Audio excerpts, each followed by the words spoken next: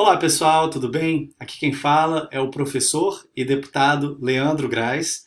Tenho 34 anos, sou sociólogo de formação, sou mestre em desenvolvimento sustentável pela Universidade de Brasília e atualmente estou concluindo meu doutorado na área de gestão pública. A convite do professor Bruno, venho aqui com muita alegria conversar com vocês sobre a função do Poder Legislativo, especialmente no que tange à política ambiental, à agenda socioambiental no âmbito do DF. Bom, como eu falei para vocês, sou professor, hoje estou deputado e quero partilhar um pouquinho das responsabilidades que eu e meus colegas lá na Câmara Legislativa temos desempenhado para essa agenda específica, que é a agenda ambiental, uma agenda fundamental, uma agenda necessária, estratégica para a nossa própria sobrevivência. Antes de mais nada, gente, eu quero aqui lembrar com vocês as funções do Poder Legislativo, antes de qualquer coisa. Primeiro, cabe ao Legislativo legislar, ou seja, fazer leis, alterá-las ou até mesmo revogá-las. Então, toda vez que um deputado propõe um projeto de lei, ele está desempenhando esta função.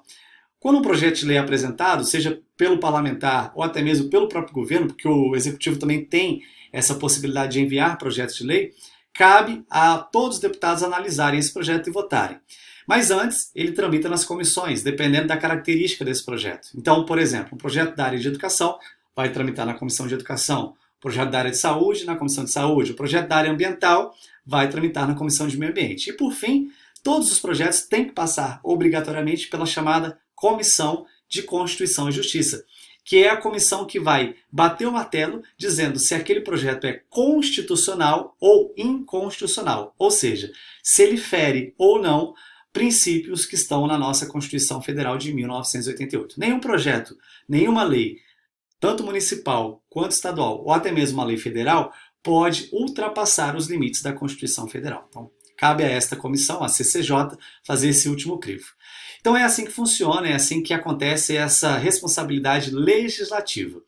A segunda função dos deputados é fiscalizar. Fiscalizar quem? O Poder Executivo. Lembrando que nós vivemos numa república, num sistema de freios e contrapesos entre os três poderes, né? O Judiciário, o Executivo e o Legislativo. O papel do Legislativo é fiscalizar o Executivo. Ou seja, nós, deputados distritais, temos que acompanhar o trabalho do governador, seus secretários, diretores de empresas públicas, para verificar se estão atuando dentro da lei e, principalmente, se estão executando o orçamento público, ou seja, o seu dinheiro, o meu dinheiro, da maneira correta, da maneira como a lei manda. Existem duas leis que nós, deputados, aprovamos sempre no final do ano, que dizem como que o dinheiro vai ser gasto no ano seguinte. Uma é a Lei de Diretrizes Orçamentárias e a outra é a Lei Orçamentária Anual. Então, na medida que a gente aprova a LDO e a LOA, a gente tem que ver se o governo no ano seguinte vai estar executando direitinho. Se aquilo que está destinado para a saúde está sendo gasto com saúde, se aquilo que está destinado para a educação está sendo gasto com educação, e também na área ambiental, se os recursos para as políticas ambientais, para as ações de preservação ambiental estão sendo bem executados. Muito bem.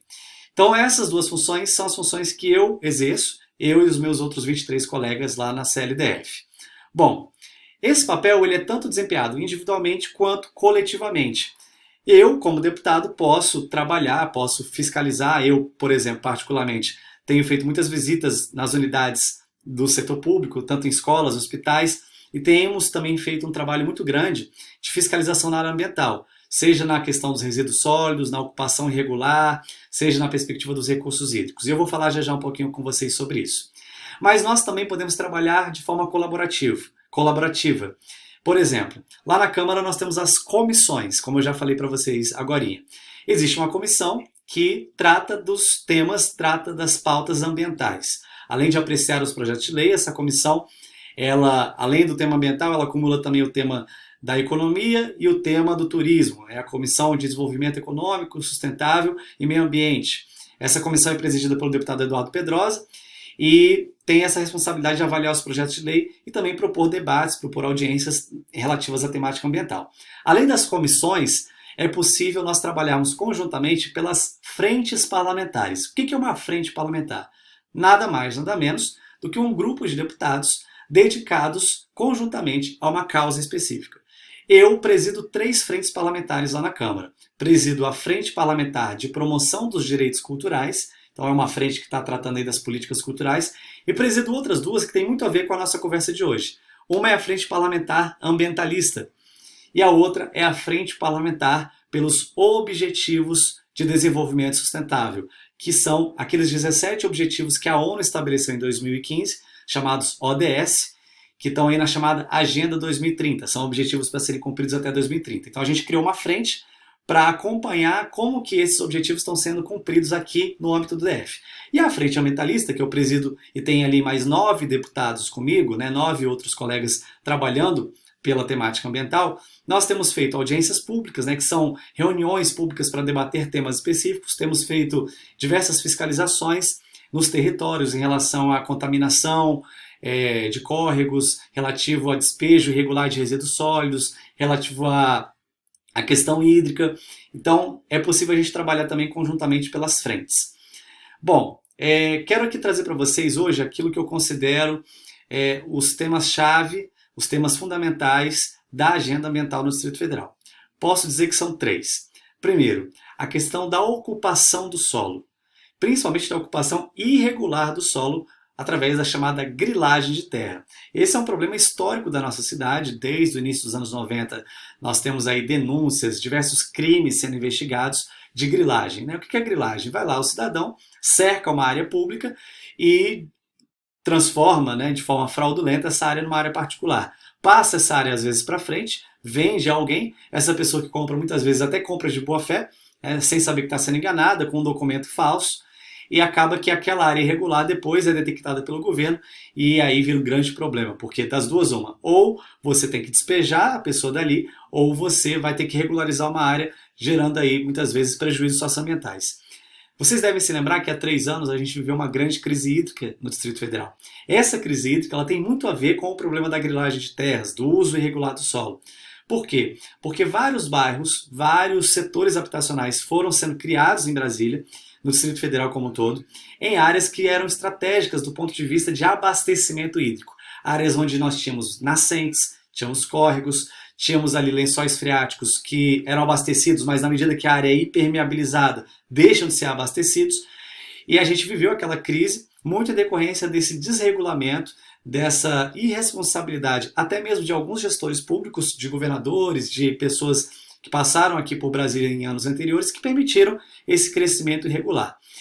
Então, considero que esse é o primeiro tema. Cabe a todo mundo que defende a agenda ambiental fazer esse trabalho de acompanhamento e fiscalização da grilagem de terras, da ocupação irregular. A gente tem recebido muitas denúncias, encaminhado para o Ministério Público, que é o órgão de controle, parceiro nosso nesse processo de fiscalização. E é preciso que todos nós, não só o poder público, sociedade, todo cidadão e cidadã, sejam um agente de fiscalização. Se você descobrir que perto da sua casa está tendo uma construção irregular, se você souber que perto da sua casa está tendo ali algum tipo de grilagem de terra, denuncie. E não vamos pactuar com isso, porque isso traz um prejuízo socioambiental gigantesco. Então essa para mim é a agenda mais importante relativa à questão ambiental. O segundo tema que para mim é de grande preocupação diz respeito aos resíduos sólidos. Aqui no Distrito Federal, nós, seguindo a recomendação da Política Nacional de Resíduos Sólidos, desativamos o lixão da estrutural há poucos anos. Vocês devem ter informações sobre isso. Havia ali um lixão que é uma área absolutamente irregular, uma área onde as pessoas iam colocando lixo, colocando resíduo, sem nenhum tipo de hipermeabilização. Então o chorume desce para o lençol freático, contamina a água.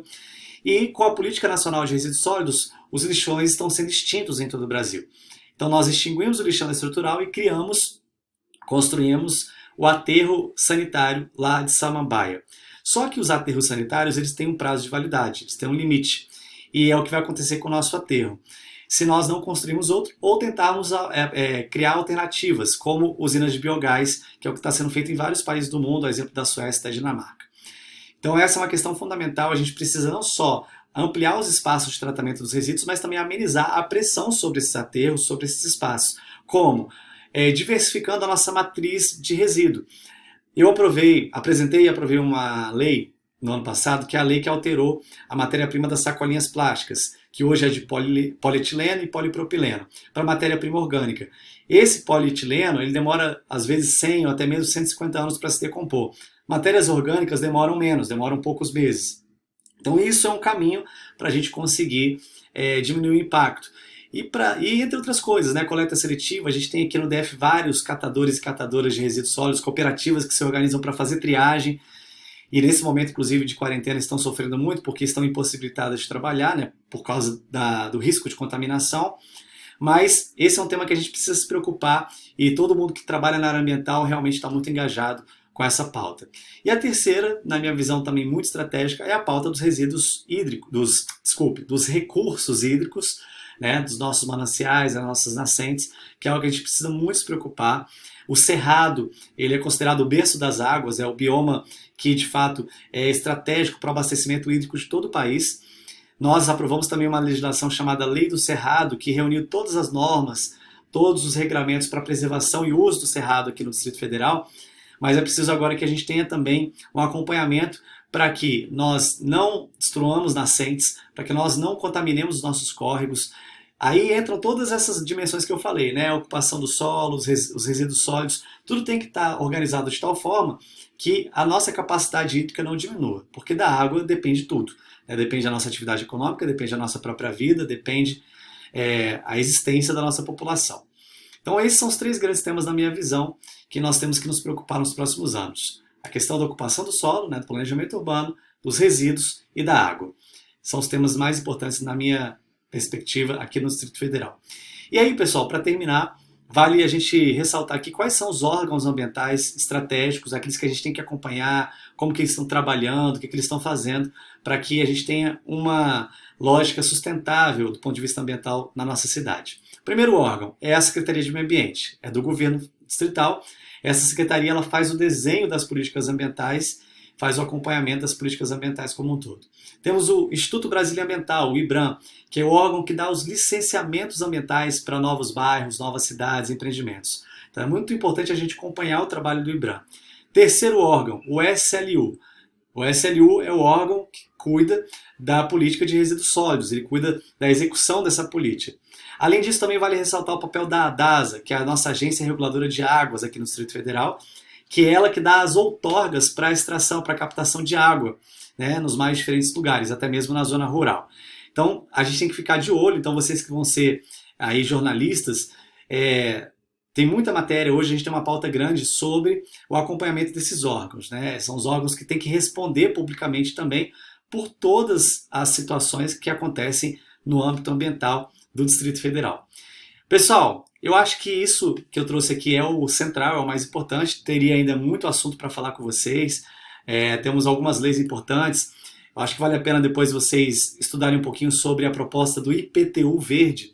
O IPTU é o nosso imposto sobre imóveis, né? O imposto sobre propriedade imobiliária, que a gente paga aí na nossa casa, que a gente paga na nossa residência. Em 2017 foi aprovada a lei do IPTU verde, fazendo com que tivesse abatimento desse imposto para residências, prédios que tivessem ações de economia de energia, do ponto de vista também de uso da água, de tratamento de resíduos sólidos. Só que essa lei foi aprovada e ainda não houve a regulamentação do IPTU verde, por isso que não está valendo. Aí cabe ao governo. Sempre quando uma lei é aprovada, o governo, o Poder Executivo, ele tem que regulamentar, dizer como que essa lei vai se aplicar na prática. E a gente está no aguardo aí do IPTU verde, é um tema que vocês podem, quem sabe, aí debater nos próximos dias. Espero ter ajudado um pouquinho aí a turma, cada um e cada uma. Se vocês quiserem continuar conversando comigo, me procurem nas redes sociais, Leandro Grass, Grass, tanto no Twitter, no Facebook, no Instagram, no YouTube. E eu estou à disposição para conversar com vocês. Também, se quiserem mandar um WhatsApp aí, é 982919033. E agradecer aqui o convite do professor Bruno, dizer que eu estou à disposição sempre que vocês precisarem, tá bom, gente? Um abraço e que nós possamos passar aí por esse momento da melhor forma possível.